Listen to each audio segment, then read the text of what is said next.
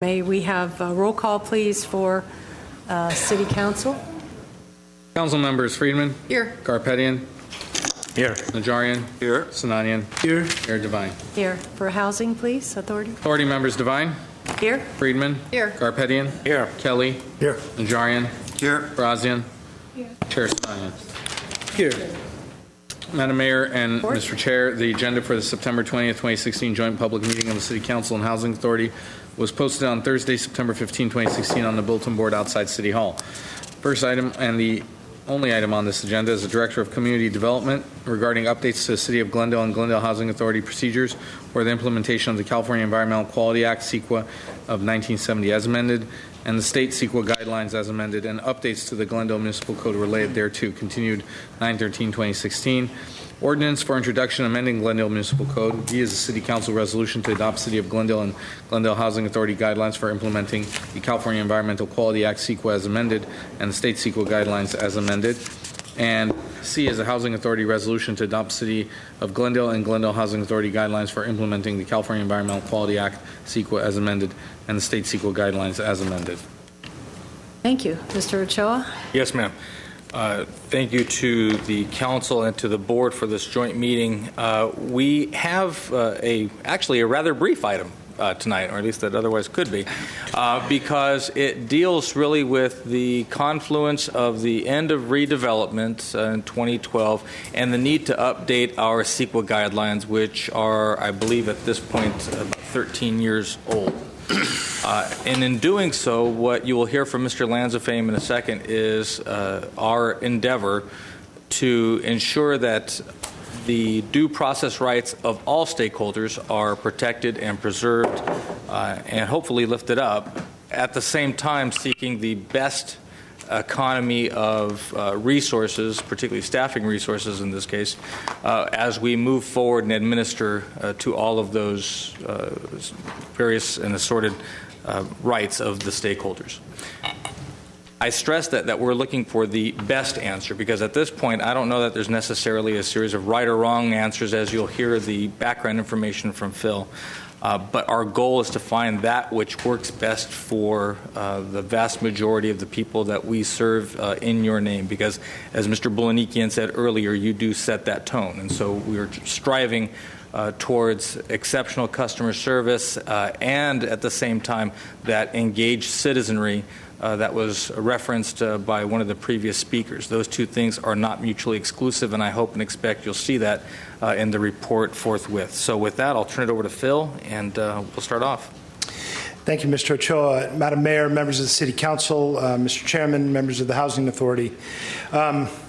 Still a relatively new director in community development, although I have been with the city quite a long time. So I've seen a bit of the evolution, but as I told you during our goal setting session earlier this year, that I would continue to look for efficiencies. We've talked about a lot the loss of human resources in the entire organization, and community development is no different.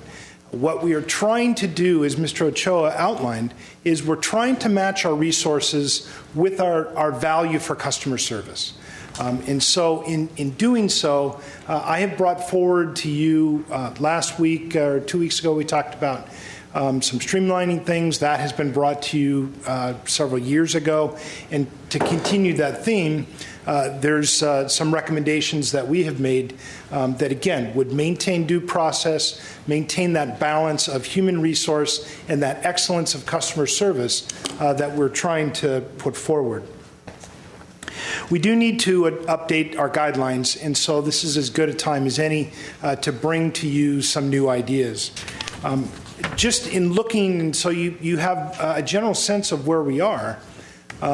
Right now, we've seen a lot of development either get entitled, under construction.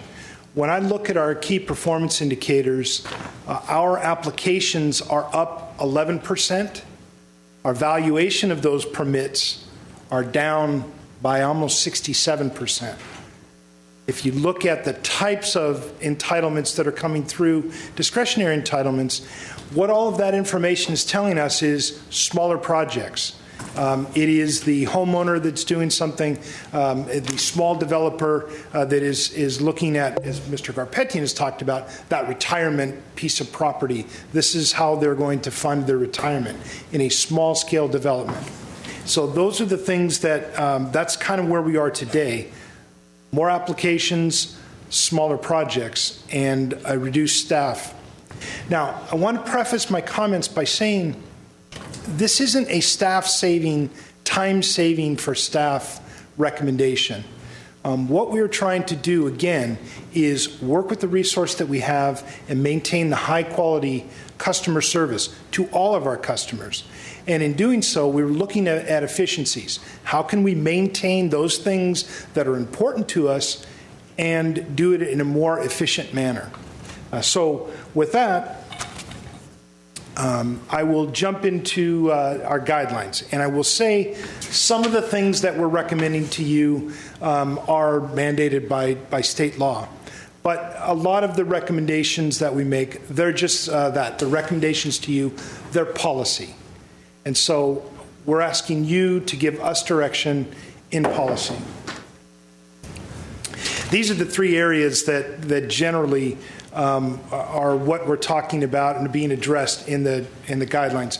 You all, I hope you have seen a red line copy comparing our old guidelines to the new. There was a lot of strikeout and underline because we have reformatted it to be more consistent with state law and a program moving forward. Updating the guidelines, we want to add and remove some references. For instance, things like the Environmental Planning Board. That has been removed several years ago by the City Council. The Director of Planning is what is formally known, the position that I hold today. So there's some cleanup items. We want to review and approve the authority by various bodies. The City Council, for the most part, is the lead agency. You are the ones that make decisions. But you have several other boards. The Historic Preservation Commission, the Design Review Board, Planning Commission, even the Director of Community Development can make decisions on environmental documents. This is to conform to state law and to add those other titles, those new titles. And then the third area is really what we've been talking about. An idea that we used in the redevelopment project areas, that is to allow, or to not allow, but to have a developer contract with an environmental consultant. And I want to stress that that is for the administrative and payment portion of things. The city staff will still scope the project. They will still review the project. They will still set the timeline for public comment. They will still oversee all of the response to comments. And they will set the timing for when that comes forward to the deciding body, whether it be the Planning Commission or the City Council. So let's jump into some of those changes. I want to give a real basic reminder on what CEQA is. It is an informational document. It is not an approval of a project, although you do need to have that clearance. But it really is an informational document for that decision maker. There are several types of documents, vehicles that it can use. Negative declaration, that's when we have evaluated the project and there are no impacts. There are no adverse impacts. A mitigated negative declaration is when you identify impacts, but you can mitigate them. You can put in some kind of measure that will mitigate them to less than significant. An environmental impact report is prepared if it will cause adverse impacts that cannot be mitigated. A lot of times, if you have a big project or downtown specific plan, we did environmental review, full EIR. We have, as Mr. Ochoa had said, we really haven't updated our guidelines since 2003. These are a lot of the cleanup things. We talked about department titles. The strikeout is attached in your report for the ordinance. These are some state-mandated timelines that we work within. And again, this isn't about saving time for staff. It's about the staff that we have working within the guidelines that were mandated. We have 30 days to review an application and determine whether it's complete or not. If it's complete, we have another 30 days to determine what type of application, whether it's a negative declaration, a mitigated negative declaration, or environmental impact report. AB 52 requires us, this is new, and so we'll be adding it to the guidelines. It requires us to consult with Native American tribes. These two tribes here are local tribes that have indicated to us that they want to be consulted, and so those are the two tribes that we work with. Once we accept an application, we have 180 days to adopt a negative declaration or a mitigated negative declaration. We have 1 year to certify an EIR. So when we say, gee, it's a month or 2 months, if it's a big project, we're working with 12 months, and that's why with the staff that we have available, we're trying to fit within these timelines and continue to process the rest of the workflow. Right now, as I look at our workflow, and I look at past practices and best practices, we're just keeping our head above water. And actually, a little bit proud of the fact that we've started to reduce some of our time that it takes to bring these to fruition, something that you have been asking us to do. And so we're able to do that with the streamlining that we've done, with the efficiencies that we've picked up, and we're just working a different way. It's when we get an EIR, especially on a big project, that all of that starts to fall, but we start to fall behind and we start to go underwater a little bit and coming up. So with these timelines, with the resources we have, we're trying to match those up. In some of our local guidelines, these are in the redevelopment project areas, and this is where Mr. Ochoa had hinted at it. We had two processes, one for the redevelopment agency and one for the city. And when dissolution happened, you all ceded jurisdiction to the city council for redevelopment project areas. So now we're starting to blend those two. The city council is hearing things in two different areas. In the redevelopment project areas, the city has the final review authority over the selected consultant. But the developer has the option to select a consultant and work with the city. The city defines the scope. The city reviews and edits the administrative draft. The city has the final authority, and again, I'm repeating because it's really important as we try and keep that balance. We have the final authority over the determination of those impacts, the appropriate mitigations, and the alternatives that are looked at. If you remember from our South Glendale plan, we were looking at 3 different alternatives, including the no project. The city will consider, the city in the redevelopment project areas considers the CEQA document and presents it to the decision-making authority, again, typically the city council, or in some cases the housing authority, in a noticed public meeting. In our residential zones and non-residential zones, outside of those areas described, the city staff conducts those, whether it be through retention of a consultant for an EIR or the mitigated negative declarations and the negative declarations we do ourselves. That's what we do today. Currently, if you have a negative declaration or mitigated negative declaration, the applicant, as I said, will submit a project to be considered that requires some CEQA review.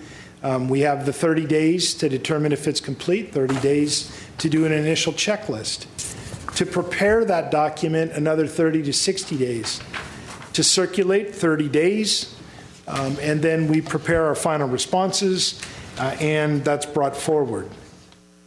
That is typically somewhere in the neighborhood of 5.5 months for us to do a mitigated negative declaration. And while somebody's working on that, they're not doing current planning or comprehensive planning. They're working on this document. We propose in again, for the non-residential zones, citywide, that, again, the applicant would submit something that requires secret review. We would determine if it's complete. At that point, we would provide a list of qualified consultants to the applicant. The applicant has the option to contract with one of those. And then the city would work with the consultant, again, to scope. And that means when I say scope the project, we're telling them this is what you need to study. We're not leaving it to them to decide. We would tell them. We're not leaving them to decide. Rather, we would direct them what to do. The public review and the project approval timing would be the same as if staff had administered that.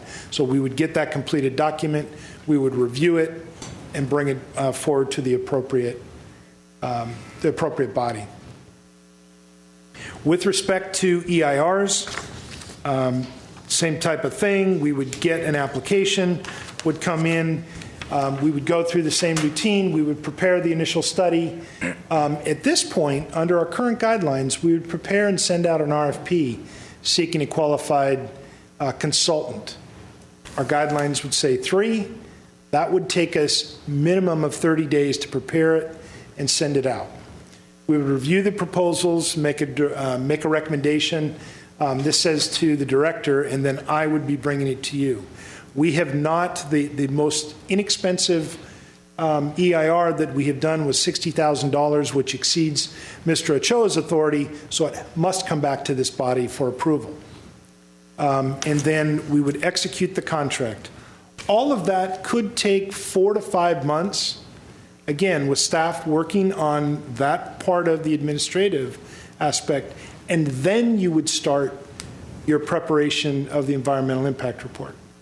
And so that's the amount of time that we could shift to the developer to say, you take care of it, you take care of that administrative part. We're going to still do the important piece of this, that is scope, review, respond, and the timing for certification. In non-residential zones, we would, I'm sorry, this is that's the current process for the EIR. In non-residential zones, we would propose similar with the negative declaration, mitigated negative declaration. We'd go through the same routine. We would provide a list, give the developer the option, like you can do it or we can do it for you. If we do it for you, go back to that last schedule. If we do it here, you contract with them, you bring them into the city, and we'll start scoping and we'll start directing. That's the work with the consultant to prepare the EIR. The public review and project approval, again, would happen under the same parameters as before. We would do generally scoping meetings. We would send it out for review, 45 to 60 days, depending on the council's desire for that, how complicated, complex the document might be. All of those responses come back to be addressed. Again, staff would be involved in the preparation of those. In areas in the residential zones for an EIR negative declaration and mitigated negative declaration, we propose no change. That is, staff would prepare the negative decks and the MNDs. We would hire a consultant to do any environmental impact reports we need in the residential zones. Ask a quick question. Sure. What is the timeline on that compared to Here? Yes, on when you say no change, what is the timeline versus the one that the developer hires in DSP zone and the ones that developer cannot hire today outside DSP in commercial zone? Somewhere in the neighborhood of 4 to 5 months. 4 to 5 months? 4 to 5 months for us to get a contract in place. So it's the same process? And then we would use the same process going forward. To issue an RFP and bring it to council to vote if it's more than $50,000? Yes. The same process. Okay, Yes. Thank you. We look back 3 years at some of the activity. And this is where staff, the top line are those documents that staff prepared. And you'll see the only appeal was on a mitigated negative declaration that staff prepared. We have not had any in the last 3 years where staff hired the consultant. In the last 3 years, we had 6. Those were in the redevelopment project areas. And none of those were appealed. Here's the same information given to you by type of zone. In the residential zone, we had 15, 7 mitigated negative declarations, 8 negative declarations. In the non-residential zones, there were 7, 1 was appealed.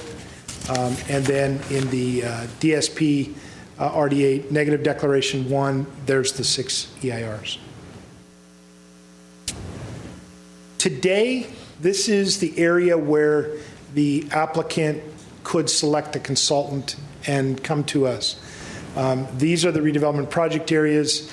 We have done different things in the redevelopment project areas over the years.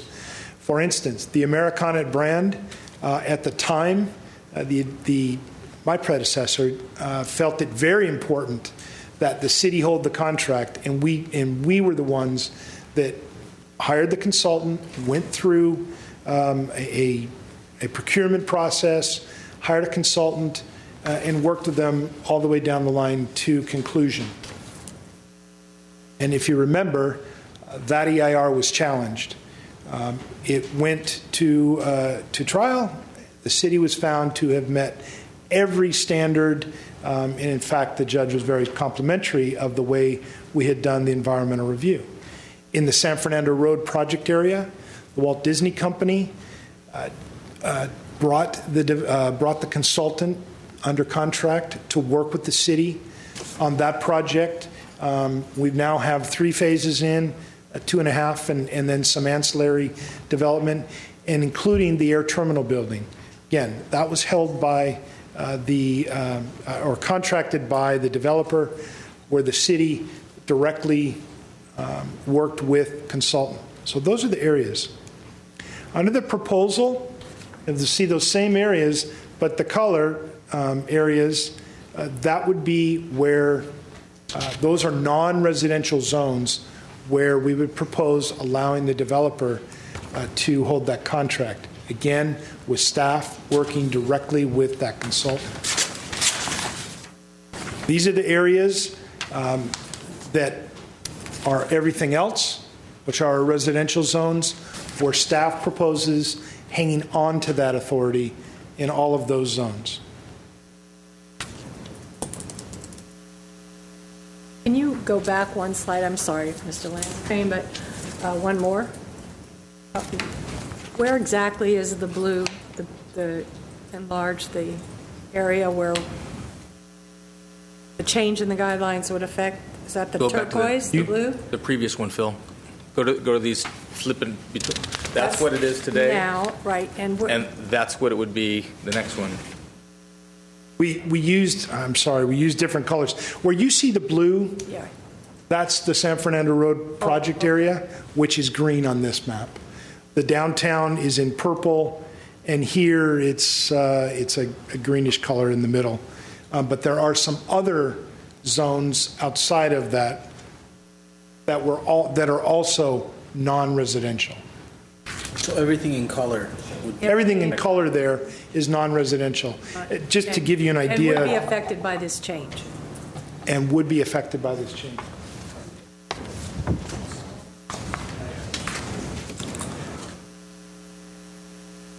So today, see if I can get this to work. Best laid plans. I'll see if this won't show up on the television. They're going to show up here. Here, just walk me through it, Phil. What are you trying to show? Okay, if you could just show the downtown.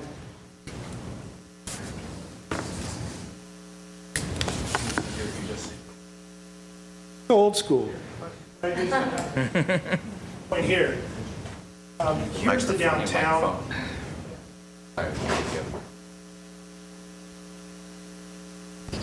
I'll point to the downtown.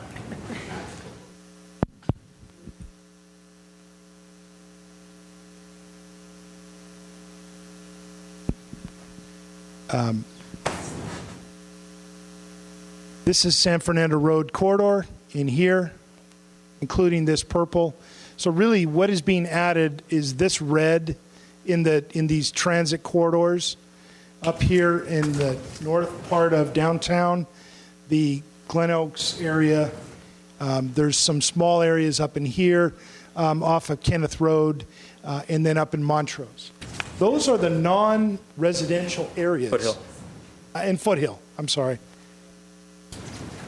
Forgive me. I'm from far north, Glendale. Here, Foothill there. Those are the areas. Again, the important part is they're the non-residential. So you can guess where our commercial clusters are throughout town. They're in those main corridors that we've been talking about as part of the South Glendale plan, and then the redevelopment project areas. North Glendale, there's Montrose and Foothill. Where am I? Again, this is a balance of interest. We have applicants that are expecting the city to process things. The state of California is expecting us to process things under certain timelines. And certainly the community is asking us to protect our interests and make sure that we're doing the right thing with development. The public process in our proposal, we believe is being protected. Again, and I can't say it enough, the city staff will scope the meeting, will scope the project. We will send out and have all of the same kind of public participation as we had. Every comment that comes in will be responded to in appropriate fashion, and then it will be presented to you. So it's going to go through an environmental consultant, staff, whatever board, and then if it ever is appealed or for final certification to you. So there's several areas for public participation. We agree that that's important. And if we miss something, we hope that it's picked up somewhere else. We're all human and want to make sure that that process allows for that. It's a smoother process for the customer. That person that is coming in that is proposing a project, whether that be housing or services or commercial that are being used by our community. It allows them to proceed at their pace. Look, if you hire the consultant, you tell them when to start, and then I'm going to tell them exactly what they're going to study. The economy of staff resources. Again, I can't emphasize enough, this isn't just about saving time so somebody can go home earlier, because there are many other things they're doing. You all have commented on them before.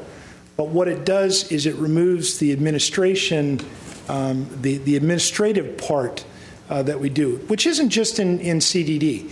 Every time that an invoice comes in on something, Mr. Kraus is generally the one that's overseeing the environmental review. He looks at a bill and he approves it for payment. Then it goes to our finance department, and then finance has to process that.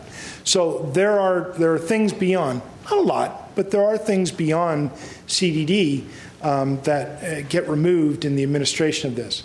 However, we maintain the scope, review, and ultimately certification of the document. And as the decision maker on this environmental document, if you're not sold, if you don't believe what you're reading, if you don't believe what's being presented to you, you don't certify the EIR. Last, we wanted to go through a bit of a matrix in showing the benefits of, and this is the proposal. It's not what we currently have. This is some benefits. We can expedite the pace of a project. The concern or perception is that the consultant or the CEQA document receives less public or city scrutiny. Again, we retain control over the review of that document and when it goes out to public review and when it comes back for your certification. So we think that we're able to take care of that concern. We do, I'm going to repeat it again, we do retain control over the document. Some concerns and perceptions is that the applicant may tailor the study to benefit them or say what they want to say. Not only does community development staff review these, and depending on the complexity, city attorney's office does as well. And so we have eyes on the document. If someone's trying to slip a fast one, we'll call them on it and say, look, this isn't going to make it through public scrutiny. You've got to change this. Now, if there's something that we miss, again, there's two other review authorities, the public and the final decision maker. We hope that that doesn't happen, but we're human, and so we think that we can control the document that way. As I said, this takes out that administrative portion of this where we could be using that time to do something else on a planning or entitlement related level.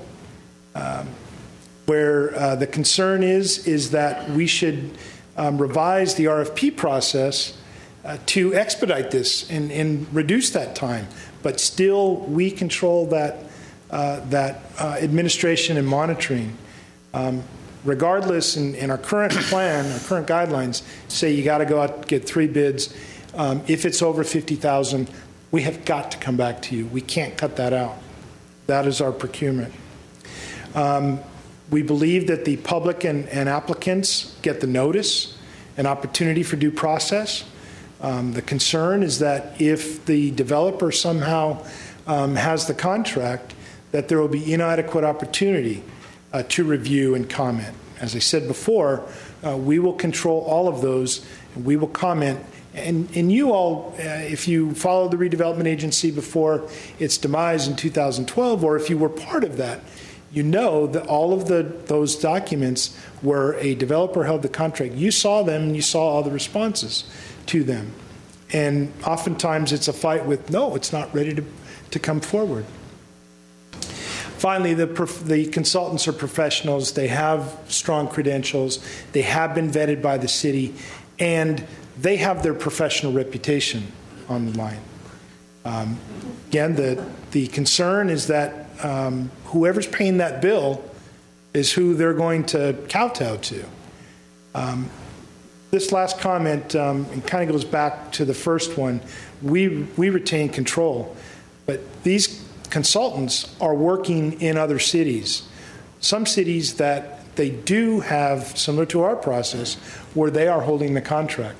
And the consultants are able to work consistently across many jurisdictions.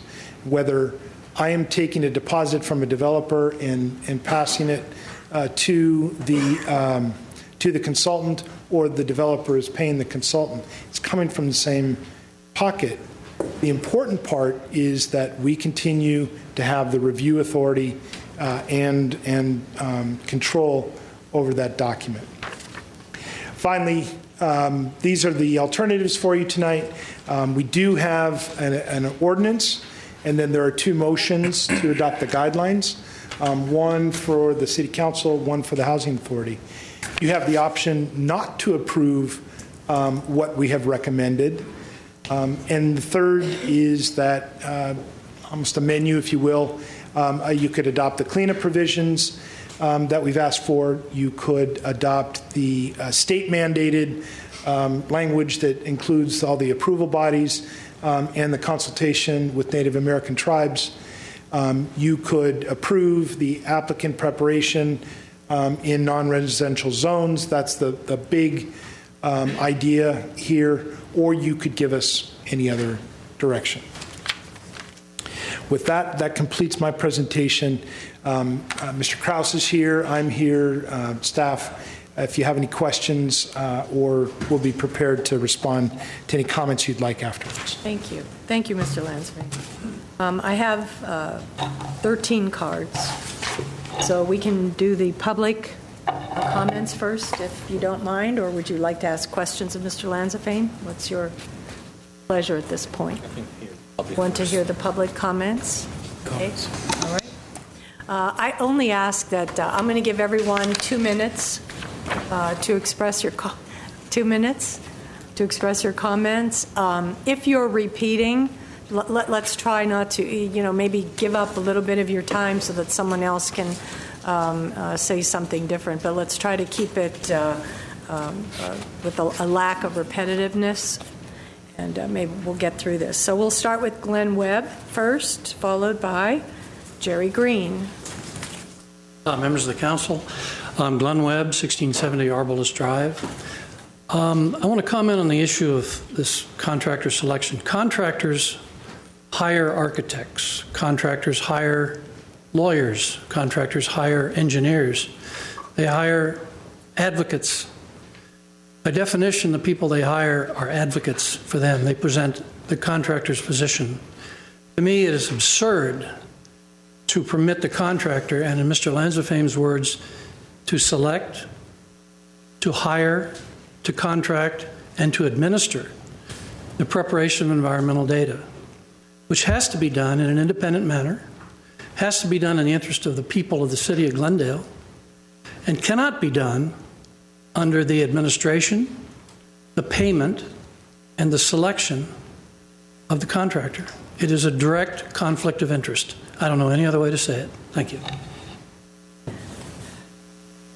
Jerry Green, followed. I'm actually here for a different reason, but I'm going to switch because you're not going to discuss Adams Hill tonight. Am I correct? Correct. But just as well, I had no idea what this meant, CEQA, until 20 minutes ago.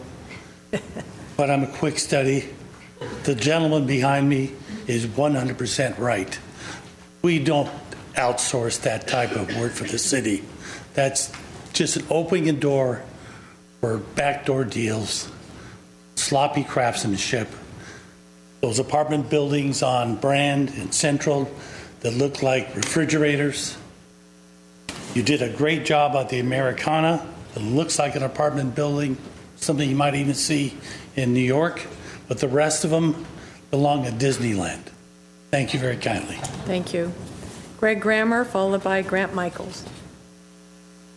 All right, I'm going to give a 3-minute speech in 2 minutes. Good evening, everyone. My name is Greg Grammer. I'm the president of the Glendale Historical Society. And for years, we've been advocating for just the reverse of what is being proposed. We believe that as the lead agency, the city should control and direct the process by selecting the consultant rather than the developer. Requiring the preparation of an impartial environmental review by a consultant selected by the city at the applicant's cost is neither a pro nor an anti-development measure. It simply sends a clear message to the development community, and more importantly, the community at large, that Glendale wishes to have a review and approval process that has integrity and is transparent. Although the Historical Society believes that a rigorous, independent, and fair environmental review is an essential tool for the city and interested parties when consideration is given on projects that impact potential historic resources, the value of an impartial environmental review is much wider. Having such an environmental review will provide the city and its residents with an objective assessment of all the impacts of a development on the community and will enable decisions to be made by the city based on all of the relevant facts, rather than based on the spin or gloss of the developer's environmental review. Development decisions, both approvals and denials, will impact our community for many decades to come. And as our representatives, you should be given the tools needed to reach fair and informed conclusions. It will also avoid both the reality and, equally important, the perception of any conflict of interest on the part of the environmental review consultant. And it exhibits Glendale's commitment to the principles of good governance and fairness.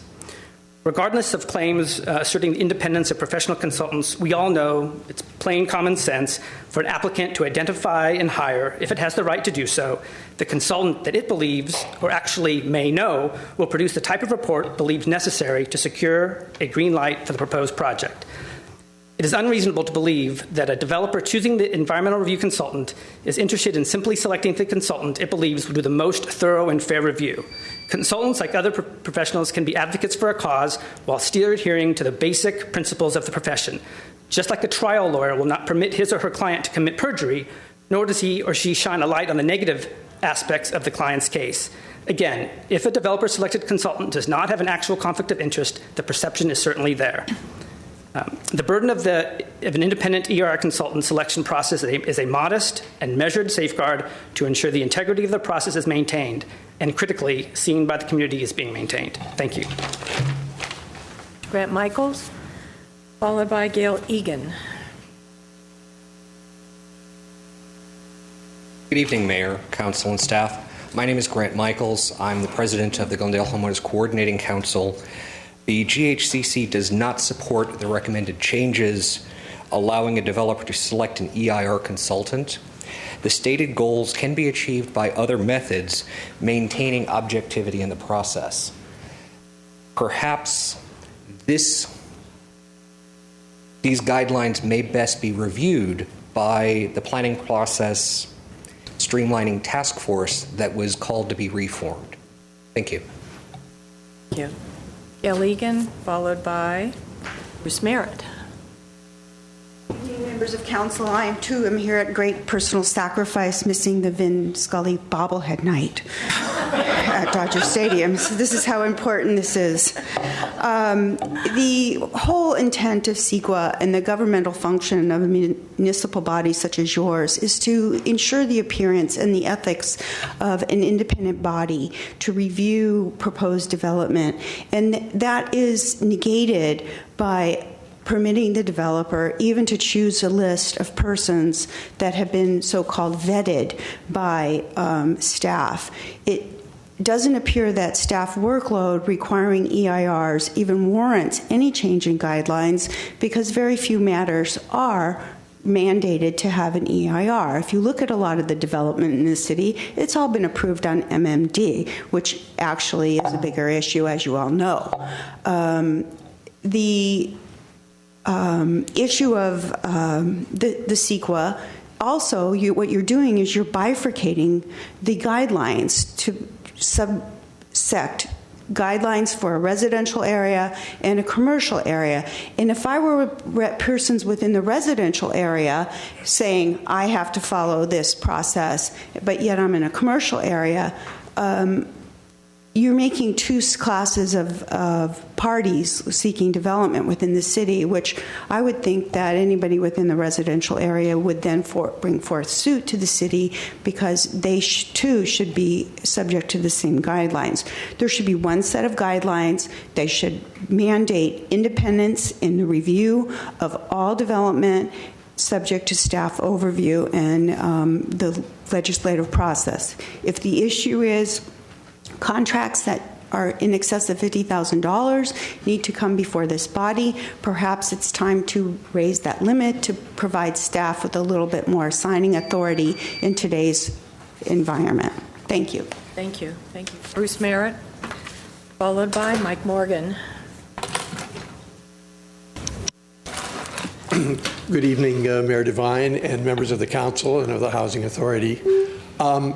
We are having this discussion at a time when public faith in public institutions and in public officials is at an all-time low. Unless you haven't been reading the newspaper in the last year, you have been bound to come to the conclusion that tens of millions of Americans feel that their elected representatives don't care about their concerns and their problems. They care only about the concerns of influential and important private interests. We have this same concern going on here in Glendale. If you talk to people in this community, overdevelopment is an important and a very, very much discussed and a very much concerned interest that people in the city have. And there is a perception that the city is not representing the residents of Glendale, but the city is representing what has been described perhaps as the customers, the developers. 99% of the people in this city are not customers, at least of the sorts of developments that we're talking about on this particular change. Now, I have had some experience with experts and consultants. I was 30-some years as a litigator. I hired hundreds, or maybe not hundreds, but at least 100 experts and consultants in the course of litigation. I cross-examined and deposed experts hired by the other side. And one thing I learned is that if you are willing to pay for it, you can get a consultant who will say almost anything. You don't have to be in the sex trade to be a member of the world's oldest profession. That is the reality, and it is certainly the case here. We have lots of so-called experts who have made a tidy little living saying what the developers want them to say so that they can get a green light and go around CEQA. And CEQA is really the only protection that the 99% of Glendale residents who are not customers of the city have against overdevelopment. We need And you need, I believe, to wake up to a concern that is becoming a great, great problem in this city. Thank you. Thank you.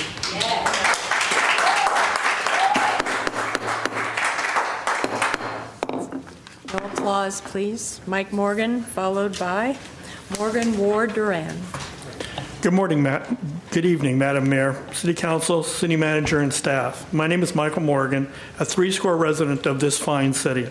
I am here, like so many others, to oppose city staff's guideline to allow developers to choose the EIR consultant for all projects in all of Glendale's commercial, mixed-use, and industrial areas, including Montrose.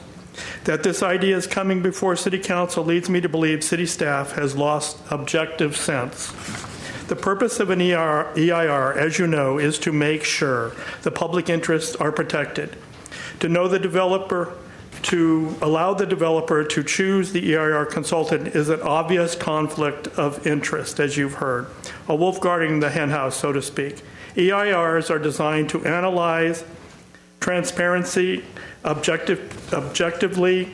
This can only be maintained if, like Los Angeles, Burbank, and Pasadena, if the city maintains the right to choose the EIR consultant. Just like our current CEQA guidelines require, please make sure that city continues to have the right to choose the EIR consultant and keep Glendale great. Thank you very much. Thank you. Mr. Ochoa, can I ask you, is that true that Burbank and Los Angeles all are going to run according to our guidelines right now? I believe Burbank and Los Angeles, they have the city direct the consultancy, whereas Anaheim, Huntington Beach, Riverside, and an equal amount of cities that we are comparable with do it the way that we do it today.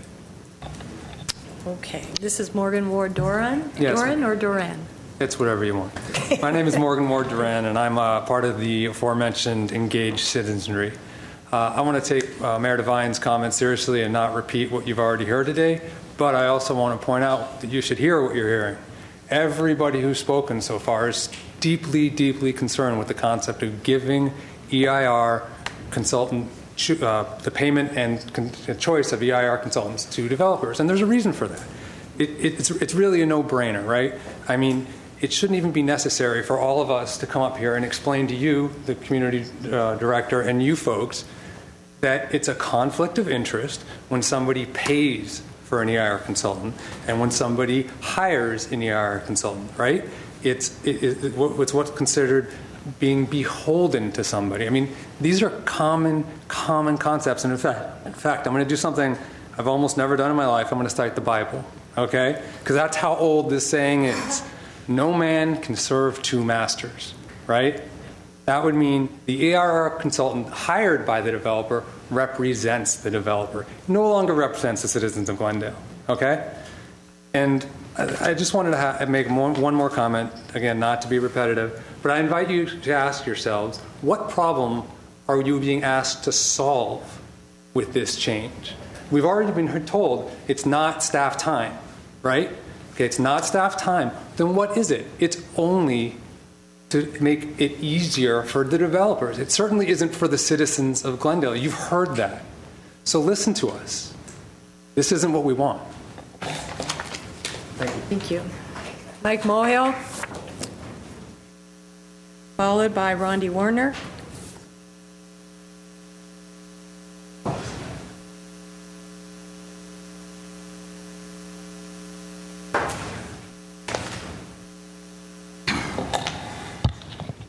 Good evening, council members. My name is Mike Mohill. Here we go again. Another idea hidden within a report. Just like last week, where if a developer were going to put in a project within 500 feet of the neighbors, a notification letter would no longer be sent to the impacted residents. Tonight, staff has presented a report where a developer can hire his own consultants for any EIR. No longer would the city provide the consultant, but the developer can now hire his own consultant. Some would call this the fox guarding the henhouse. Council members, do any of you think that a privately hired consultant would write a report not in the best interest of his employer? Our busy city staff would have too much to do this thinking idea of the fox guarding the henhouse. Who among our senior staff or council members, Garpathian, Sinyanyan, and Nigerian, have come up with this illogical and insulting idea? All three of the above council members are on record voting against having an EIR for the Aloft Hotel. Which one of you want to tell the public why you want to go against the wishes of Glendale residents? Please remember, council members, your voting tonight will have an impact of this community long after you have gone and sought higher political office. The city of LA County, which city in LA County will have this new standard? Not Burbank, not Pasadena, not Los Angeles. Mr. Nigerian, what city in the county will have this new standard? Thank you. Thank you. Rondi Warner, followed by Bill Weissman.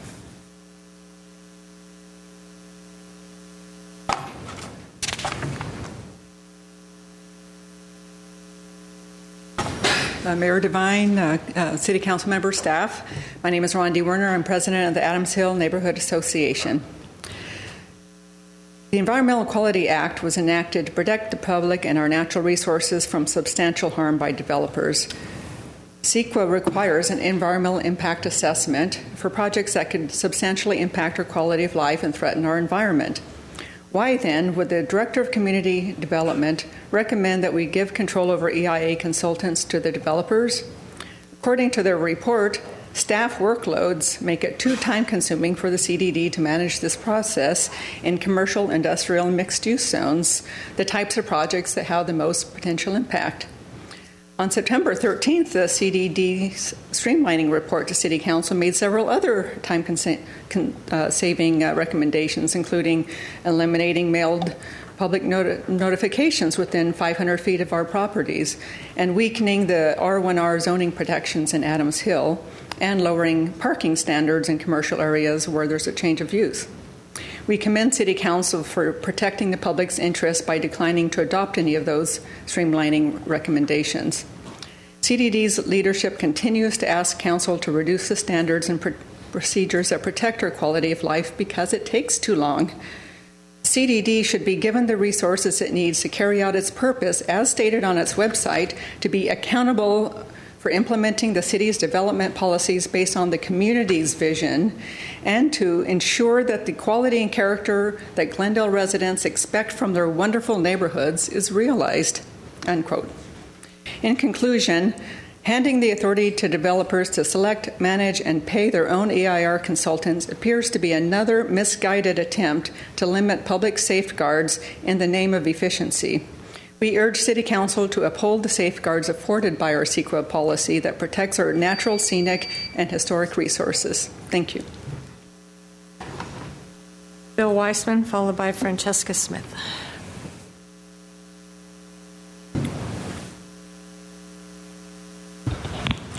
Good evening, ladies and gentlemen. Bill Weissman from Far North Glendale. Once upon a time, a developer decided he was going to build 229 homes on the Verdugo Hills golf course. And that developer went out and he hired a very well-known, large, well-established traffic engineering firm to estimate how much net traffic increase would be produced by the new development. Well, that well-known, well-regarded traffic engineering firm, they made a huge mistake, or maybe it was not a mistake after all, in their estimation of traffic to be produced by the new project. What they did was the Institute of Traffic Engineers has a handbook which allows engineers to estimate traffic volume for different land uses. Well, this particular engineering firm used an incorrect land use code. They used a land use code for a standalone driving range and not a driving range attached to a full-size golf course. Two different land uses, two completely different numbers in terms of traffic generation. And by the way, the City of Glendale Traffic Engineering Department responded in detail to the EIR for the Verdugo Hills Golf Course. And they point out this huge mistake made by this large, well-known traffic engineering firm. And wouldn't you know it, the mistake was in favor of the developer. It underestimated the traffic to be produced by the new development, and it overestimated the traffic produced by the existing use. So I know for certain that whoever is paying the invoice is the person who is likely to get the result they want. And this will happen even with well-regarded, well-known, well-established professional firms. It's just a fact of life that whoever is paying the invoice is doing so with the intention of getting a particular result. Thank you. Thank you. Francesca Smith, followed by Kathy Yurka.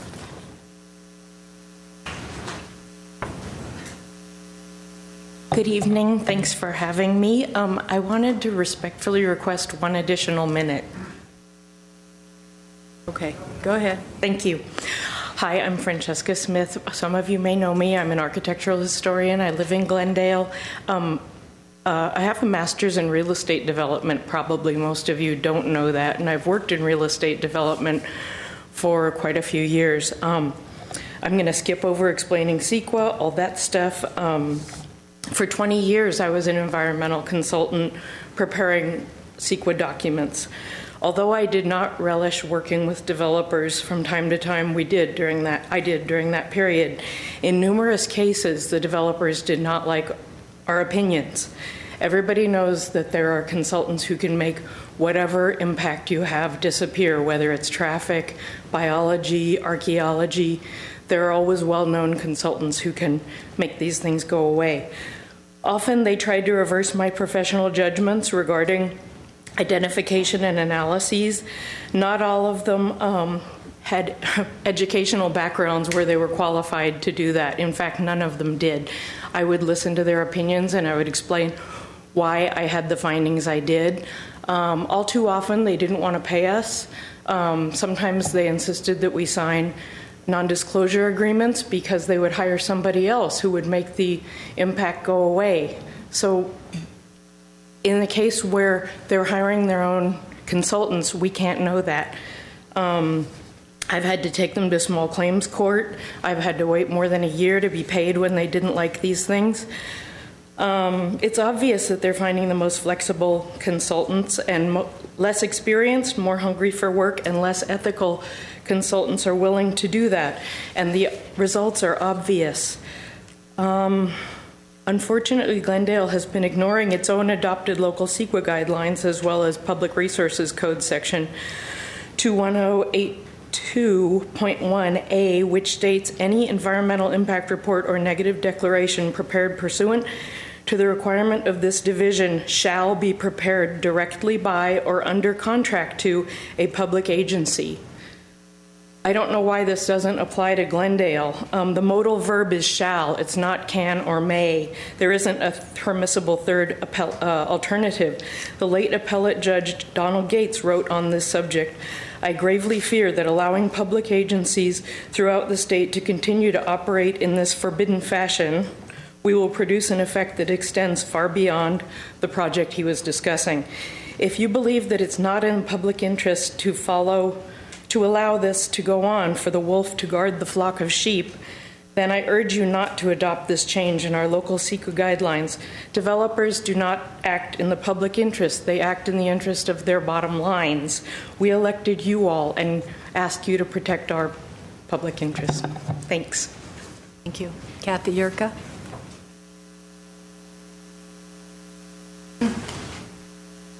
Good evening. Thank you. My name is Kathy Yurka. I've been here many times to make a case where I thought that reasonable people could disagree. Tonight is not one of them. I think that we are right, and my apologies, but staff is wrong.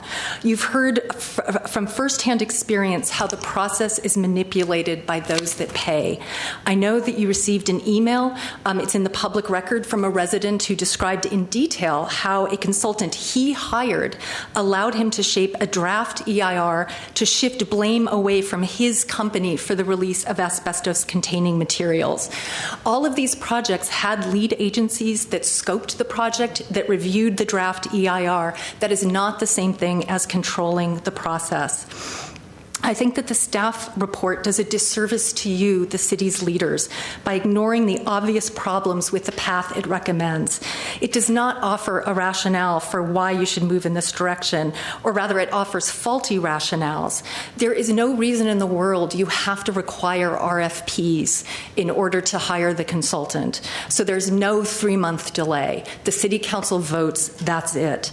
Also, the city can recover the full costs of the EIR plus an administrative fee, so you're not out anything. We were just told that it's not about staff time, and then we heard how it's all about staff time, that when an EIR comes down the pike, that staff kind of can barely keep their head above water. If it lacks the resources to monitor the preparation of an honest EIR, then it certainly lacks those required to perform a full and thorough vetting of a draft EIR whose analysis and conclusions cannot be taken at face value. But that's beside the point. Looking after the community's interests is the job of our city government. It's the job of you and of staff. It's wrong to cede that responsibility to others.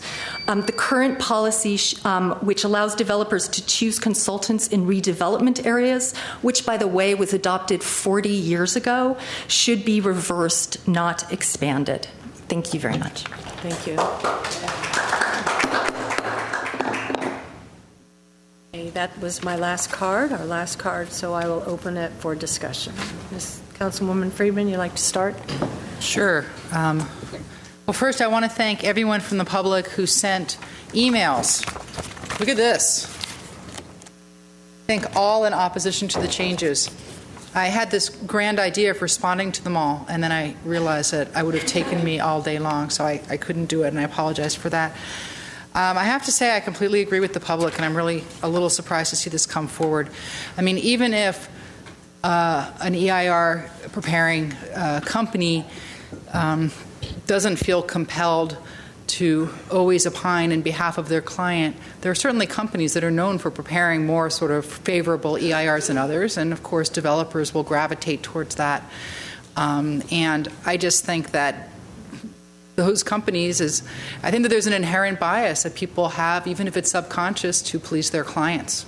So if the developers are hiring a company, that's who the client is. So I completely agree with the public. I think I asked about a year ago for us to change this in the redevelopment areas to where the city would pick it, and then I've sort of been waiting for that to come back. You remember this, Greg? 3 years ago, I asked for us to take a look at this. In terms of us not being able to do it because we have to approve any contract over $50,000, it seems to me that there must be a way for us to pre-approve contracts with a list of approved companies and just sort of do it in advance and say this is the list for the next year or something like that to get around that. This staff idea that because we have to approve them, we'll always vet them doesn't, we don't sit up here and vet environmental companies. I couldn't give you a list of companies that I thought were going to be more respectful to the public good as opposed to ones that aren't. So I think that's an unreasonable task to ask the council to do. I think that the city should come up with approved vendors to do this, and then they should revolve through them, not let the developers pick them. They should just be a list that as a company comes in, you pick that company. If they're not available, you go to the next one. If they're not available, you go to the next one. When the next project comes in, you go to the next one. So it's done blind with no favoritism. It's a list that you rotate down so that the staff can't direct projects to companies either, unless it's because they're companies that are versed in certain types of projects over others. And, even though we're going to be doing a historic survey of Glendale, and I certainly hope we do that sooner rather than later, historic properties are not the only environmental impact that are affected by developments. There's traffic, there's noise, there's architectural resources sometimes, there's all manner of things. So just having done a historic survey is certainly not going to allay the public benefit towards having fair and unbiased EIRs. Now, I know staff will say if you don't trust the city, as many people don't, they think that they're favorably inclined towards the developers, then the public might challenge that. And that could be the case, but I think if we have a system where we just rotate down that list, at least you take out that one moving target of us choosing certain companies for a certain reason. And at least then, the public knows who to hold accountable. It's the city council. They have no way of holding a developer accountable. They're completely unaccountable to the public. We are accountable to the public. So I think that it should be us that has to answer to anything that's done for a bad EIR. So I absolutely agree with the public. I think that we should get rid of this for the whole city, and that all the EIRs in the city for any major project should be run through the city of Glendale and not be up to the developers to hire and choose the consultants. Thank you. Please. Next. Who would like to go next? I have a question to staff. You heard what the speakers said, and the main themes, sort of the main talking points were the same. I mean, there were different variations of the same arguments, and I'd like to hear staff's response. Yes, sir. I guess one key issue is, why are we doing this if it's not saving staff time, it's not saving the city resources? Why do this? Secondly, I mean, it's interesting, our colleague says we should get rid of this for the whole city, but for example, she sat on council for 6 years when all these downtown plans were approved, where the developer, these mega developers, huge wealthy developers, were allowed to hire their own consultants for the environmental impact reports and studies. So which one is it, one or the other? So please, Mr. Ochoa. Certainly, sir. A couple of things, I guess. In terms of the staffing issue, as Phil had indicated, with the staffing model that we have today, we're able to keep track some weeks and months better than most, as you all get those emails from the homeowners and the businesses that are trying to do their tenant improvements, process their project. As Phil had indicated, what we're seeing today isn't those applications, the major applications coming through. We have more permits that are being submitted, but smaller valuations, which demonstrates that the economy is shifting and the demand for some of these larger projects in the downtown is satiated. And as we are managers trying to manage those resources with the resources, the dollars that we have, we can definitely kind of stem that tide of what the expectation is to try to get inspections done, to get plan checks done, to get the permits processed. I think it's to Phil's credit that you have seen in his tenure the amount of time for plan check and for turning around plan checks for all of these primarily smaller projects has shrunk. And so that's important. That equilibrium does, however, get thrown off when an EIR or a larger development comes down the pike. And so to the extent that that is one set of circumstances, that's a context against which we are operating, I think then you look at where we are, what has precipitated this discussion. Why are we here? We're here because today our CEQA guidelines are 13 years out of whack, and in the wake of the redevelopment dissolution, we're not in compliance with those CEQA guidelines because the redevelopment project is while it's there and it's still used by way of the ultimate wind down of the redevelopment agency, there are no new redevelopment projects taking place. So council, as a policy-making body, has to make policy as to, are we going to continue, if nothing else, are we going to continue in the RDA zone with the practice that we have had, or are we going to shelve that practice and have everything operate as though it were outside of the redevelopment project area? That's why you're here tonight. No one's twisting a mustache, or no one's trying to presume that we're trying to do anything unreasonable. It's a decision point. You guys got to make a decision. Now, that's another context that you have to deal with.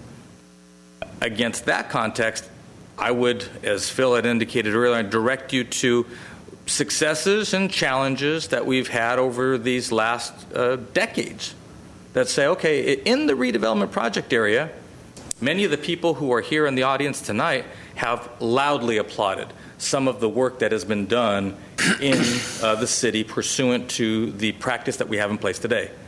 And the GC3 campus is the one that just jumps into my head. Granted, you had a major outfit like Disney, but when we talk about developer being a four-letter word, a multinational corporation like Disney, you would think would have all of the effort, all of the ability, all of the resources to steer anyone any which direction they wanted to go. Yet, that didn't happen. And you have today a major employment center that fits into the neighborhood and the preservation of the air terminal building. I have to give a lot of credit to Mr. Weissman. His example that he gave, I think, spells out the entire rationale for what we are putting before you.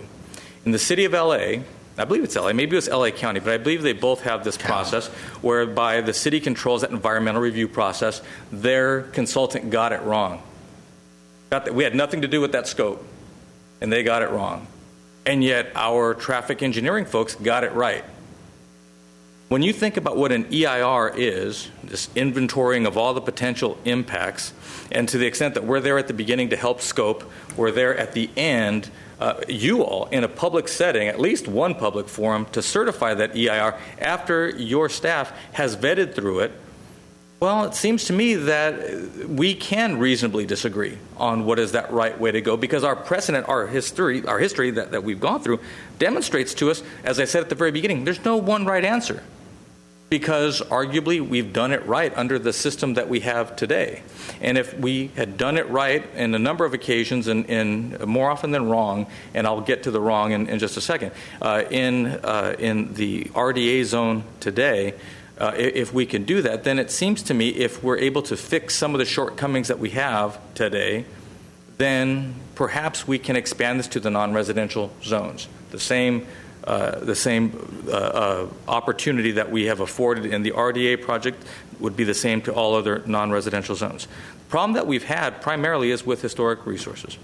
I mean, we will absolutely cop to that. I think we're taking steps to fix that problem on a more systemic basis, and understand that even after we do the survey, you got to update that survey on a regular basis, because at the end of the day, everyone wants to get it right. If you start with the premise that everyone wants to get it right, even those evil developers that are out there are dealing in time and money, and if they get it wrong and have to go back to go and not collect the $200, that is problematic for them, make no mistake about it. For you want to make sure you get it right. For the staff, we want to make sure we get it right. From the public, everyone wants to make sure you get it right. If you presume that, no, somebody doesn't want to get it right, the staff doesn't want to get it right, then you have to play that one out to its logical conclusion. And if you think that the applicant writing a $30,000, $50,000, $620,000 check to the developer is somehow worse off than that 1 degree of separation that the developer writes the check to the city and the city writes the check to the consultant, well, then are we all in on that conspiracy? So it becomes, what conspiracy theory do you want to believe? You get to that point. Either we're going to try to get it right or we're not. Now, and with respect to Councilmember Friedman's comments, and certainly to everyone in the room, if the council says no, we're going to do, we are going to have the city control all of those processes, you make policy. You absolutely make policy, and if that's the policy you want to make, by all means, we'll go there. But I do think, despite what some of the comments were, that we can do that without any consequence or repercussion is short-sighted.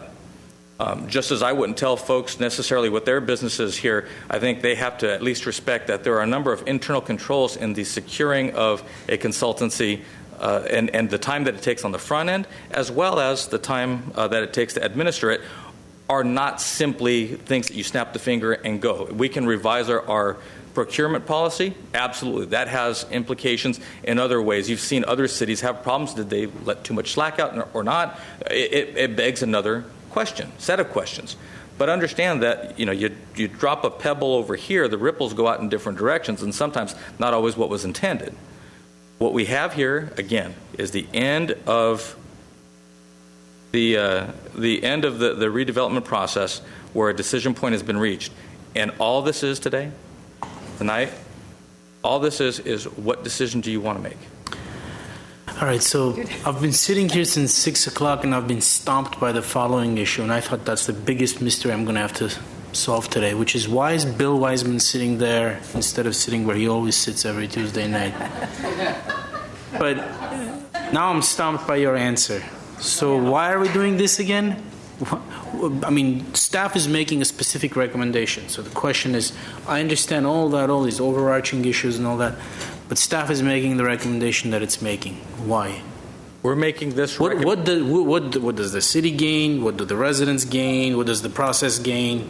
I think you have a better process that we can point to in real time at the actual work that we've done, and be able to say that the public, because the noticing doesn't change, the public participation doesn't change, the scoping doesn't change, the certification doesn't change. The process is improved without a loss of anything other than reconciling that there's a fear that if the developer writes a check versus the city writing a check, suddenly things are going to be vastly different. But again, I have to tell you that in our experience, our real experience, and you put your finger on it earlier, we don't have that same fear because that hasn't been our experience. And so while we fully appreciate and respect the concern that folks have voiced, you still ask, okay, well, is that the right policy? I get that people are concerned. I get that people are afraid. But does that make for the right policy? And ultimately, that's your decision. Why? The reason I asked that question is because the arguments that are being made are commonsensical and make a lot of sense. I mean, they're sound. So the question becomes again, why is staff recommending against what seems to be common sense? Because we have not seen that degree of we haven't seen the deviousness, the nefariousness, the agenda that is being portrayed to you. Our experience has been this process has worked in the RDA. Yeah, but I mean, the absence of the negative doesn't necessarily make necessary to act a certain way. But indeed, that is where you get to make that policy. Okay. And understand that if again if the consequence ultimately is the passage of time, then so be it. Then so be it. That's all I have. Okay. Mr. Najarian, did you would like to go next? Councilmember called on me. Najarian? Okay. Go ahead. Well,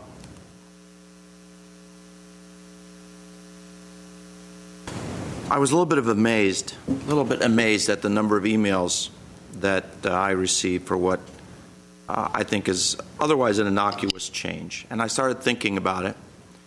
And I realized that the reason that you're all here today, the reason that you're here protesting this proposed change is because you are disgusted with the overdevelopment that we have in downtown Glendale. No? You like the development? Okay. Let me remind you all that these EIRs for these last huge projects that have come through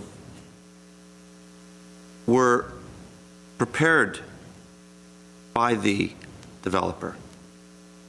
And even in those EIRs, they came, many of them, with warnings, with, what's the term?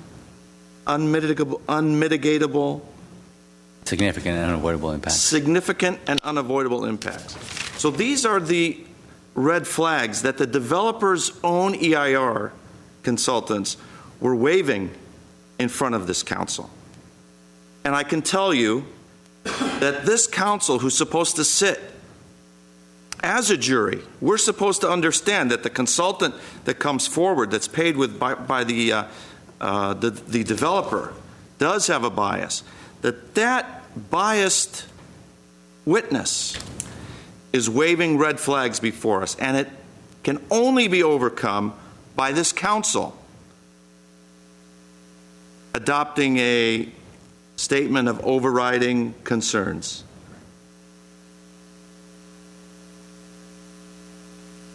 And I can tell you that I was opposing the largest projects that came through in Glendale. not just opposing them, but fighting. Getting involved in fights that would leave our former planning director shaking, who's no longer here.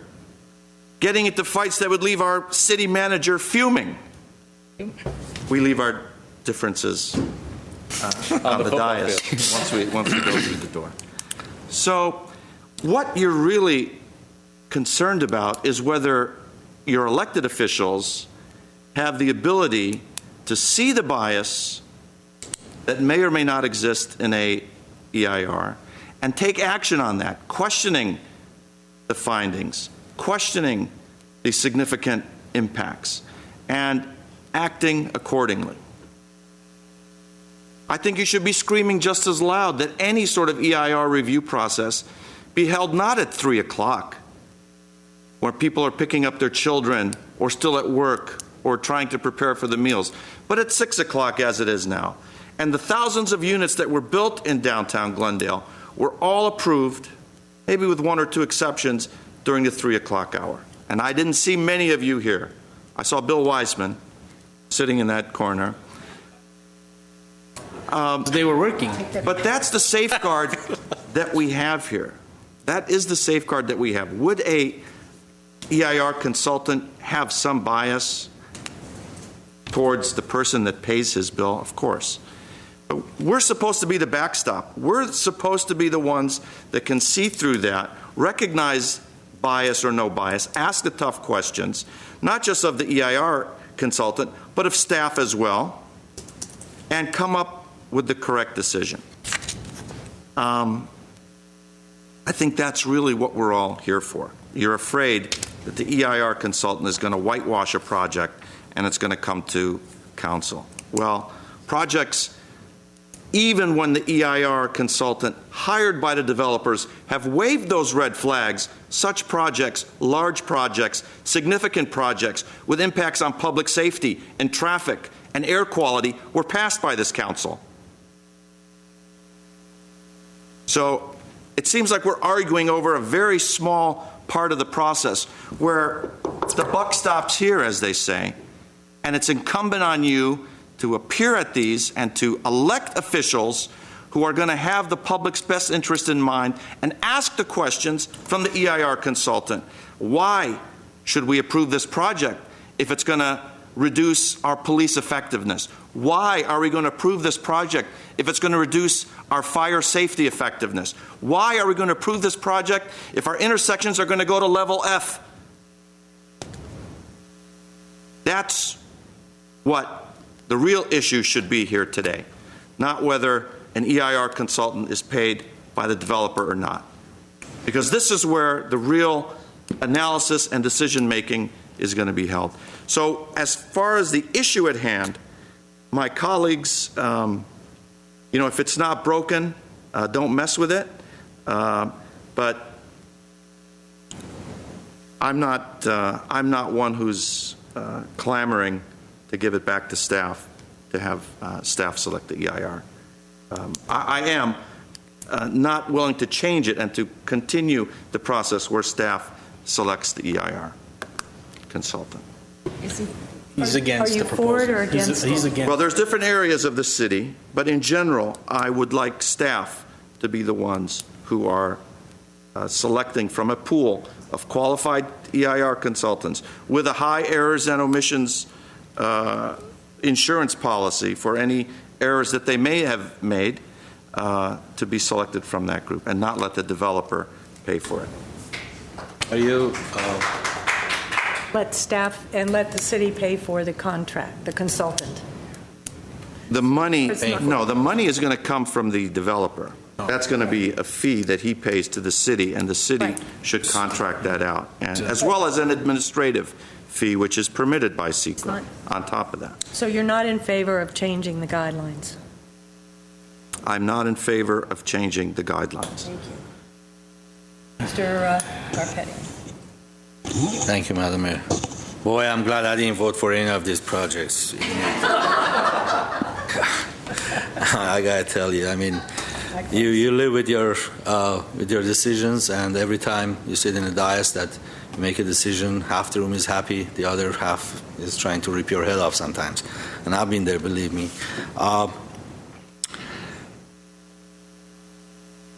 Like I voiced my opinion about the downtown developments. I'm not going to go there again. I think it's what's been done. It's been done, and we have to just face the consequences and deal with it, and have issues that we have. We have to have solutions for the problems that we have. I think you need to start trusting this council. As you mentioned, you elected us. We are not here 8:30 at night to do anything to harm this community or harm your property values or demolish every single historic resource that we have. That's not our intention. A couple of weeks ago, we voted on a consultant that is going to conduct a survey for historic resources that we have. And believe me, I got maybe 25, 30 emails to vote against that consultant because the consultant, as I mentioned at that time, and some people didn't like it, that had ties with our Glendale Historical Society. And I said, no, I trust these people because they are a reputable company. And I voted for that consultant to conduct that survey because we need to have that survey, and we've been talking about it. Now it's coming. As far as, I have a couple of questions for staff.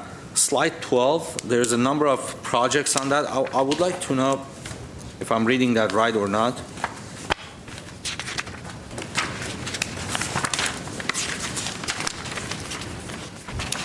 Slide number 12, yeah.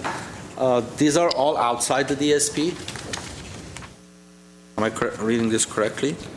The six would be in the DSP, hence the applicant hiring. The others, if you go to the next slide, I think that's the one that is, there you go. This is outside. So the residential zones, the non-residential zones where today the city would control the consultancy in terms of selecting the consultant moving forward, and then in the DSP RDA area. So there were no EIRs done outside the DSP? That's correct, sir. Okay, and who prepared the MND?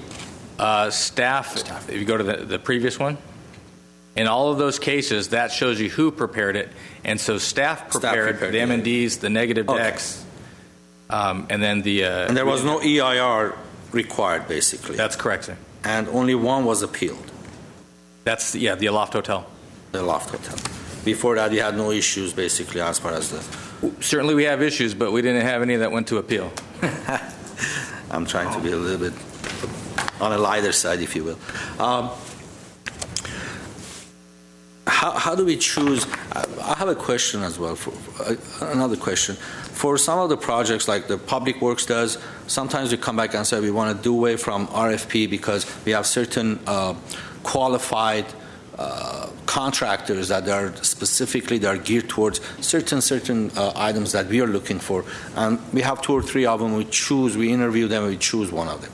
Can we do that in this instead of issuing an RFP and have that? I know we have an approved list of consultants that developers can use or the city can use, and every time the developers want to use it, we give them the list and say this is the list of approved consultants, choose one. Considering that the projects, especially at the EIR level, are so different from one another, it would be difficult to have a pre-bid list in terms of what those costs are. Okay. So what we do is have firms that are effectively vetted, that we know, okay, they do work, we've worked with them, they are experienced, they're professional, their reputation is good. I think Phil's point also was that those same firms do work in all these other same cities.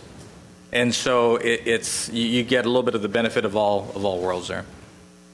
Okay, so we still have to, depending on the project, the size of the project, we may have to, if it's an EIR, if it's not an EIR, we can have the list of consultants that we prepare the MNDs? That process that you referenced for public work, it's a great analogy. It works well when it's a time and material for equipment and rebuilding things. For a consultancy, it's a little bit more difficult to go to somebody with a multifaceted type of project and say, okay, give me a price for this type of project when the project scopes change. So again, I think you would have a list like we have today, and the question would be, do we just go up down that list and say, okay, this time it's firm A, firm B, firm C, or do we ask all three of those firms, as we do today, give me a price for, or give me a bid for this this project? Okay. I think the one thing we need to understand is that the city is not paying for the EIR or the other reports. The developers are. They're paying for it. And do they have the right to contact the consultant while the city chooses the consultant or not? A legal admonition, I don't know, but we certainly discourage it. Okay, got it. Okay, now I got it. Okay, look, I think. Mr. Garpetian, I would say there are times when you do need the developer to explain some part of the project that we wouldn't be privy to. But it's not like they can go have dinner with the consultant and say, look, I need this to be done this way, a certain way, and then have a backdoor deal, if you will. They can't do that if the city is hiring the consultant. And certainly they can call the consultant and say whatever they want. I mean, but we would discourage it. It's officially discouraged, yeah. Okay, got it. All right. Look, after what I heard here tonight, I knew a lot of things about our city. I thought I was geared towards everything, but hearing that the EIRs came back with heavy negative impacts and yet they were overlooked and the projects were approved is really concerning to me. And I think we need to keep the process the same way as it is, move forward. I don't know, how do you guys, were you asking for projects in downtown to be the same way, or downtown to stay the same and outside downtown for the? I'm not sure that's on the agenda, though. Can we, in terms of overall, expanding the scope? Madam Mayor, members of council, overall the regulations are before you, so if you wanted to make that change, you could do that as well. But that's a great point, Mr. And that's what I suggested, that we go back and change it for the whole city, right? So that it's always that way. Right. For small projects, look, the large developers, they can afford the time, they can afford the money, and they will pay for it, and because they want to build, 200 units instead of. I'm always talked about the little guy, the average Joe, the middle class guy who kept the property for 20 years, wanted to develop 8 units. Now we downzoned it, he can only build 6 units because his house could be a historic resource, has to go through the EIR and pay $80,000 to $120,000 and wait another year. That's not the same project as a large development that is in downtown, and we're giving all the incentives to them. So I think, just to make it fair, I think it should be the same way for the entire city. Absolutely. That's where I stand on it. Thank you. Mr. Councilmember DeSimone? Oh, I clearly, I think it's obvious which direction I'm headed. The risk of conflict of interest it's not even a risk. I mean, it's just like in your face. It's so real. It's so likely even that this doesn't warrant, I think, too much discussion. I do regret that for DSP, we did not reflect on this issue and adopt the same rule, and not now. I mean, like 6 years ago. And the question is, when DSP was adopted, and I assume the guidelines for how DSP was to be operated were adopted at the same time. I mean, why didn't this issue get dealt with in the appropriate manner? In any case, I think for it to be fair and to make sense, because the same arguments, same sort of moralistic or legalistic arguments that apply for those areas that are issued today apply for the DSP. So I think whether we do it today or we do it next Tuesday or 2 weeks from now, we need to fix that for the DSP. In terms of, even then, I don't think this provides a perfect sort of safeguard against these consultants leaning more towards coming up with rosy EIRs as opposed to more critical EIRs, because they're in the business of providing this service. If they develop a reputation for coming up with negative reports, I think.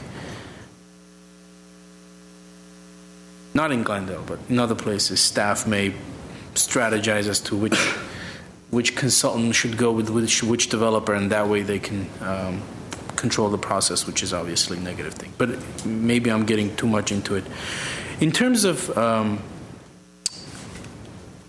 the issue of whether an EIR, a full-blown EIR, is required or is not required for a particular project. That's guided by what are the rules? CEQA, right? And I'm asking about Aloft.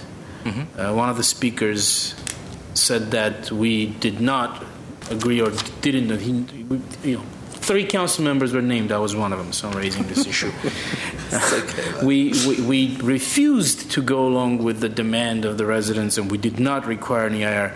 We didn't do that because CEQA did not require an EIR report. CEQA is not a process. If I could just interject. Remember, we're in litigation on that particular. Oh, we are. But all right, I take all of that back. Forget. I will say straightly, our opinion was, and we would have said differently if it wasn't that we believe there wasn't substantial evidence of a fair argument that there was a significant unavoidable impact with respect to that project, and that's why the recommendation was to go forward with an MND. And as you know, and actually one of the speakers is actually the petitioner in that lawsuit, so nice. Short of that, I would advise not to really address it, but it is governed by the regulations and the statute and the guidelines that make up CEQA, and we felt it was justified. Okay, we'll respect the sanctity of the judicial process. So that's all I have. Thank So for the downtown specific plan, which I think was voted on in 2005, I think, something like that? 506. 506. The plan itself was 06. So didn't they do some sort of programmatic EIR that relieved the burden in the downtown for a lot of those developers to do their own standalone EIRs? Yes, it was a program EIR that allowed. So that's one of the reasons why a lot of those projects went through without EIRs, because it was done way back in like 2004. So some cases it cheered off and was done through an addendum. Some cases it was done through negative declaration. Yeah. In some of those projects there were. City hired. Or there was no single developer that. The city performed the program EIR DSP, for the DSP. But some of those projects, the applicant retained the consultant. That's right. Submitted to the city. That's the problem. Yeah, but I want to ask one more question, Madam Mayor. Did I hear Mr. Najarian right that the results came back with, what was the language you used? So some of those projects, yes, did have significant unavoidable impacts and did require the city to consider. And again, the environmental document, whether it's a neg deck or a mitigated negative declaration, or especially in the case of EIR, is an informational document. It's presented to the decision makers. A lot of times the decision maker is you, the council, or it was the redevelopment agency. So at that point, then the council says, here are the significant impacts. Sometimes they're unavoidable, and does the benefits of that particular project outweigh those significant impacts? So I wouldn't say, I would disagree with the concept that those significant impacts were overlooked. I do believe that whoever was the decision maker at the time on some of those projects, whether it was the agency or whether it was the council, decided that the benefits of those projects outweighed the significant impacts. And what Mr. Najarian is saying, what I'm hearing him saying, is that he disagreed that the benefits outweighed the impacts identified in those EIRs. Yeah, just to be clear, every EIR will identify some significant unavoidable impacts, like dust is always a significant unavoidable impact of. In many cases. Many cases, not in all. I wouldn't say all. But it doesn't mean that that you're compelled or should vote against any EIR that has an unavoidable impact. You look at some of them and say, can you mitigate it? And with historic resources in particular, adaptive reuse then becomes an option when you have an unavoidable impact to a historic resource. And the reason I voted against the EIR for the project, which is one of the few historic EIRs that came in through the redevelopment areas since I've been on council, for the building that had been on the corner of Los Feliz and San Fernando, was because the EIR, I believed that there was enough evidence that that was a historic structure, even though the EIR disagreed. And I didn't think that the benefit of the new project outweighed the destruction of that resource. But again, people can disagree. And then, if it goes to the courts would have to look at it.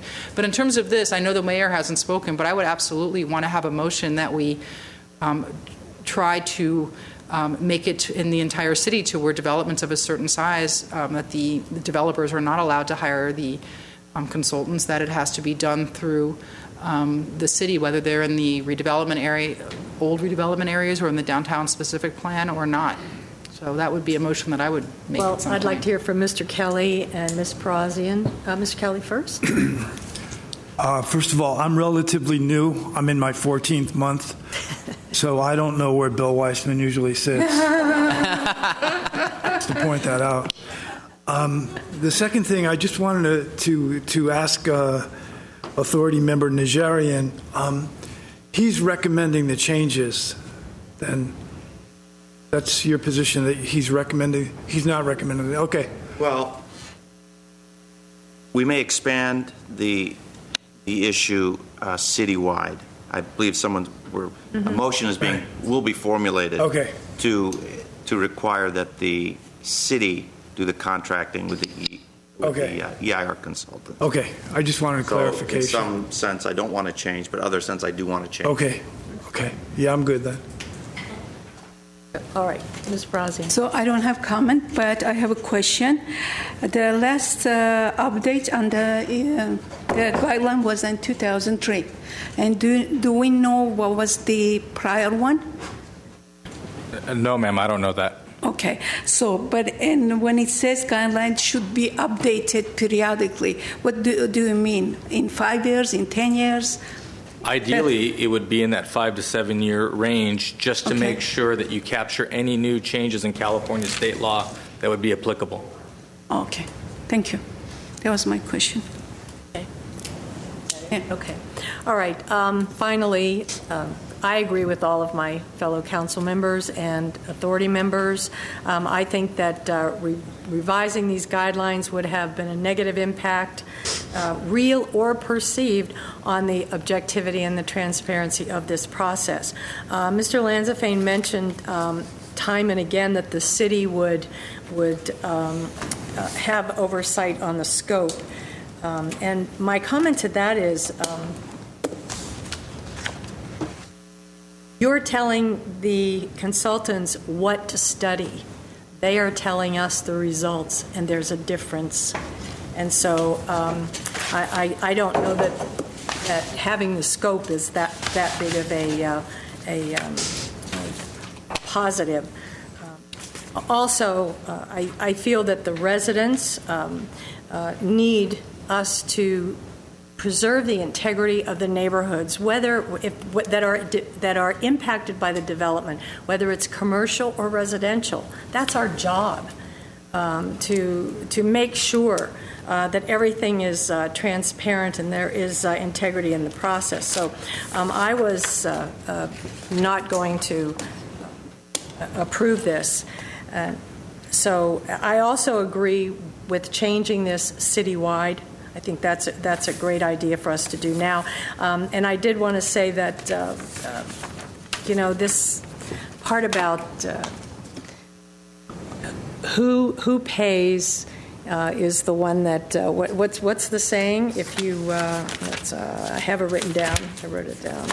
Whoever makes out the check is the one that gets the results or gets what they want. He who pays the piper calls the tune. Thank you. That's close enough. That's close enough. Thank you. City manager is good at these little idioms. I know. That's his bailiwick, isn't it? I also wanted to quote one of the emails, and I read them all, and thank you all for sending these, or I tried to respond to every single one. I probably didn't. I honest to God tried. I tried. I did my best. But this one particularly impressed me. It was from a environmental attorney, and he's been an attorney for the past 25 years. And he says, I can attest to the failure of objectivity when environmental consultants are beholden to contractors. And I believe that. And so I am with the rest of my council, and I think we're ready for a.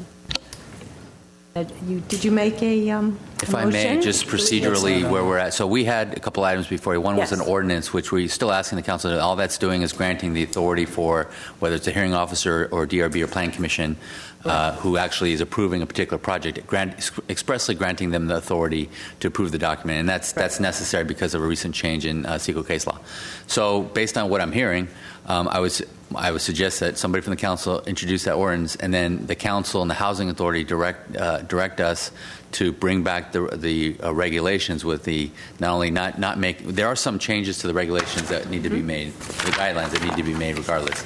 But on the issue, obviously, of the issue of changing the hiring authority to not make that change as it relates to non-residential zones, and in addition to make the change with respect to the DSP and the former redevelopment areas, to take that authority away from the applicants and place it in the hands of the city. That seems to be the direction, and so that's the motion. We would bring those back in addition to the second reading or the adoption of the ordinance that has to come back on October 4th. Okay, so that the ordinance is simply cleaning up the language of the Right, there's no change to the substance, what we talked about here. It's to allow, at least I don't think it is. It isn't. So all it does is it allows the approving bodies to authorize or approve the environmental document.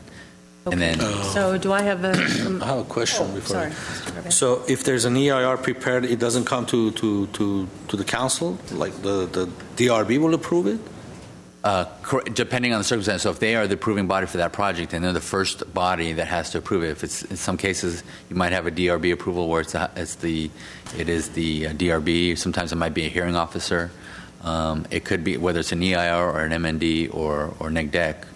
It would go to them. Okay. So what about projects that are in DSP and they don't go to the? Then yes, any project where the council is the approving body, then that environmental document would come to the council. Okay, and if it's appealed, then it will come to Planning Commission or council. Correct. So in the case if it's a planning hearing officer, those first get appealed to the Planning Commission, and then after that they come to the council. That's why on the DRB case with involving the hotel, that ultimately came to you, and they appealed both the environmental determination and the design review case. Got it. Thanks. So, so do we need to then, before we vote on anything, procedurally deal with this issue about all these contracts then coming to council over and over again? Well, no, what I would suggest, we heard your comments, and we have to at a staff level work through the procurement policy and bring that back. I don't necessarily think we need further direction on that because one, it really wasn't on your agenda, but two, we hear what you're saying, and we will have to come up with some solutions and bring that back.